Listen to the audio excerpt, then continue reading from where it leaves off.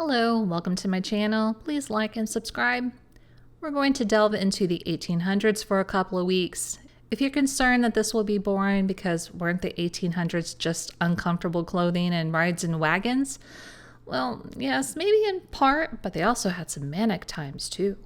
We've got a prominent Boston banker with money named Frances L. Higginson, who was married to a lady named Julia Borland, considered a leader in Boston society.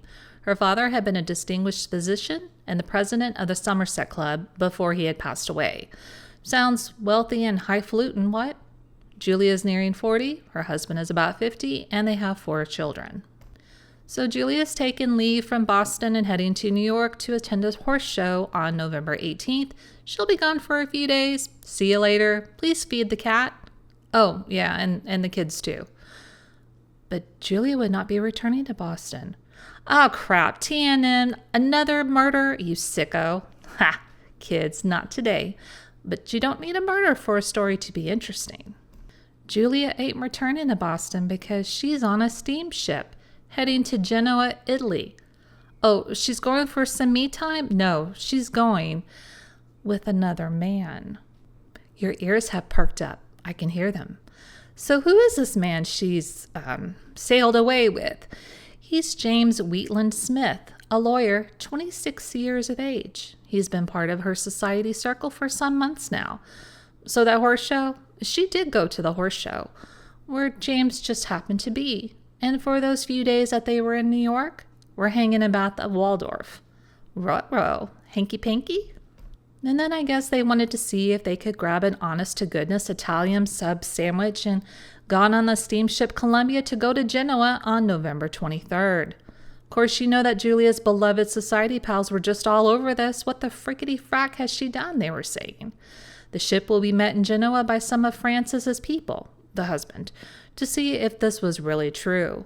Will they be arrested? Who can say? Just hang with me. I'll let you know in a few. So was this a spur of the moment, throw caution to the wind and come sail away, come sail away, come sail away with me trip? James was said not to have a lot of money on him and not a lot of money in general. He ain't a rich lawyer just yet. Just a few weeks before, James had been talking with pals about a business venture. James was like, can't, sorry. When asked why not, he replied cryptically, you will see why in a few days. Julia allegedly didn't have a lot of funds on her either, but she's got jewelry. Later, it would be said she had quite a bit of cash on her. Apparently, her friends are like, we don't know what's up except she's become mentally unbalanced. And no, they didn't get arrested. In fact, Francis, the husband, cabled the illegal couple $100,000. Huh? Yeah, $100,000 in 1895, may I remind you. Why? He said, quote, poor things, they'll starve if I don't send them some money, end quote.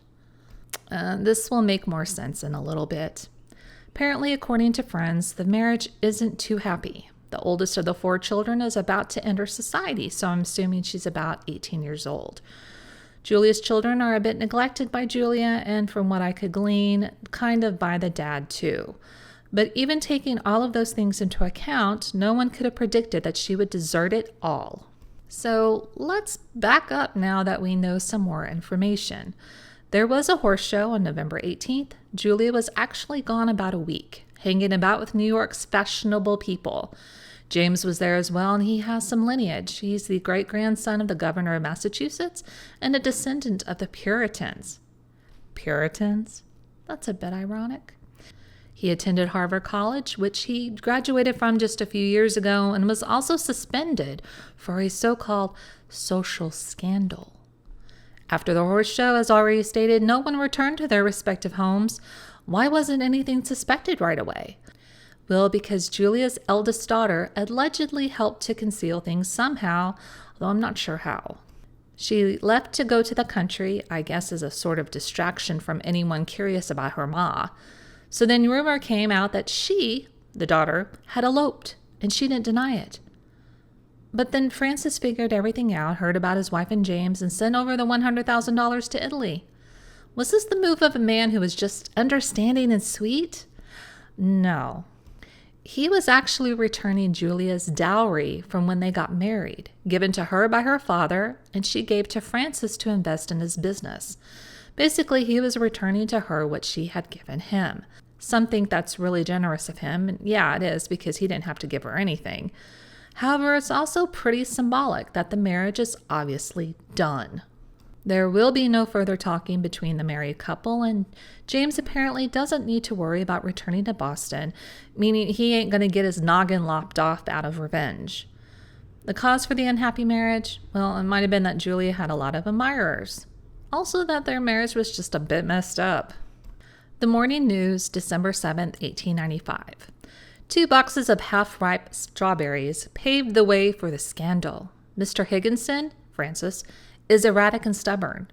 He determined to secure the first box of strawberries raised at Pride's Crossing. His wife knew of his purpose and mischievously plotted to thwart him. She kept a closer watch on the strawberry market than her husband. One day, the dignified banker hurried home and gleefully exhibited a basket of strawberries, beautiful tinted, but deceptive as to their saccharine quality. Half ripe, remember? He boasted of his prize, and his wife permitted him to gloat over his apparent success for a few minutes. Then she quietly drew from their hiding place 2 boxes of strawberries which she had secured in advance of her husband. He tore the basket of fruit asunder and trampled the contents under his feet. He made so great a scene of the simple incident that they virtually separated then. Wow. Prior to this, there hadn't been any scandals involving her, but after that, her husband leaving her to do what she wished, basically, and she found quite an admirer in James. Their outward intimacy increased until even his friends advised him to knock it off, if for any reason than to protect Julia's reputation. James would not knock it off. Julia's marriage at this point was virtually non-existent. Quote, allegedly just 2 weeks before, the banker discovered indisputable evidence of his wife's unfaithfulness and is said to have remarked, "It is not my child. I shall disown it." "Very well, then," replied Mrs. Higginson. "I shall go to the one who loves me." The banker interposed no objection. That is from the Morning News, December 7th, 1895. Now, yes, it sounds like she was pregnant. There would be one more mention of this later, but I couldn't find anything after that. Well, the couple landed in Genoa on December 6th at about noon, traveling under the fake names Mr. and Mrs. R.B. Smith of Boston. Omaha Daily Bee, December 7th, 1895. Quote, the lady is tall, graceful, and her hair is slightly gray. She looked a trifle pale today, and during the voyage was seasick. She impressed her fellow passengers as a woman of higher breeding. The fatigue of the voyage made her look older than 40, which the cable reports to be her age. Her companion is about 30, smooth-shaven, and looked like an actor. End quote. His nickname was Handsome James whilst at Harvard. A reporter on the ship, yeah, you think you can hide from the press in the 1800s, but no. James told the reporter that their future was uncertain. They might live in Paris, but may go to Egypt first. The voyage had been nice and had had good weather and health since leaving Gibraltar. Julia declined to comment or send a message to anyone back home. James said he was unaware of the $100,000 waiting for them and that he knew nothing of it. Allegedly, according to newspapers after the fact, just a week after she had left Francis, she had written her husband to ask for forgiveness, that she wanted to come home to him and the children. I would bet perhaps that's when he sent her the dowry money and an insinuated adios. It would be several days later, but it would come out in the gossip circles that the eldest daughter of the Higginsons, aged 17 or 18, had the hots for James, and that he would call upon her when he was actually spending time with her ma. I don't know if this is really true. Again, like today, hard to know if the news is completely accurate or just trying to sell papers. And Francis wasn't ever thought to be lovable, wrapped up in his banking business, family not getting much attention. But James was enamored of the society matron, said to be quite handsome, tall, well-built, and a good dancer. The Higginson family lived in a brownstone mansion on Beacon Street, which was demolished many years ago because, of course. Also, they had a residence at Beverly Farms. All of these beautiful possessions don't mean much if you aren't happy, although I'd like to give it a go just to see. Both were ambitious, but not in the same direction. Frances wanted prosperity. Julia had social aspirations. They basically lived on opposite sides of the mansion and rarely saw each other or talked. Now, she's still in Europe. It's nearing the new year. Frances has filed with the Suffolk County Superior Court a libel suit for divorce. Mid-January 1896, the couple are now in fabulous Monte Carlo. Morning News, January 15th, 1896. Quote, your newspapers are mistaken about the movements of Mrs. Frank L. Higginson and Mr. James Wheatland Smith. They are both here, and she looks radiantly happy. In fact, she is quite stunning in appearance, and although her costumes have not the Paris touch, burn, they are not Bostonese, and I think there must be some truth in the rumor that she had a trousseau prepared in New York, for which her husband has been called upon to pay. I do not believe that her condition was the cause of her elopement. I think this is the second insinuation that she's pregnant. She seems to be enjoying life here to the full and revels in all the gaieties of these beautiful surroundings. But he looks as if existence has become a burden. Already, lines of care are furrowing his forehead, and his face bears a strained look of anxiety that is painful to see in so young a man. But of course, nobody would pity either of them. Smith's actions bespeak an intimate acquaintance with the rosy. Mrs. Higginson does not act as if she indulged, but is more like a bride, bubbling over with happiness than a woman of years and experience. They have both spent a good deal of time at the tables and have been fearfully unlucky. Of course, you know the old saying, lucky in love, unlucky at cards. And it has been fully exemplified in this case, if one can call such a passion fortunate. At first, they played gold in large quantities, but they lost so heavily that I heard Smith say, this won't do, we must hold up. And now they only play a franc at a time. My maid says Mrs. H. has begun to sell her diamonds, but that is only servants' gossip that can't be relied on. End quote. I want to hear more servants' gossip.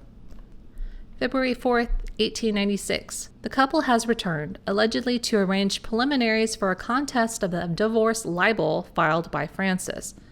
Really? You've been gone for 3 months with another man? Good luck contesting anything. May 13th, 1896. The divorce case has been submitted to Judge Maynard by depositions, and there will be no hearing. 2 days later, Francis got his divorce. I think that was pretty much an open and shut case. It was not contested. Both parties agreed to only submitting the testimony by depositions to keep it out of the public. Sorry, we're not going to know what those depositions said, which was the whole point of doing it that way. Darn it. So now what? We're in October, and Julia and James got married in Paris. April 12th, 1898. Francis would get married again to a Miss Corinna Shattuck. His daughter Mary would marry in January a Mr. Philip Sears.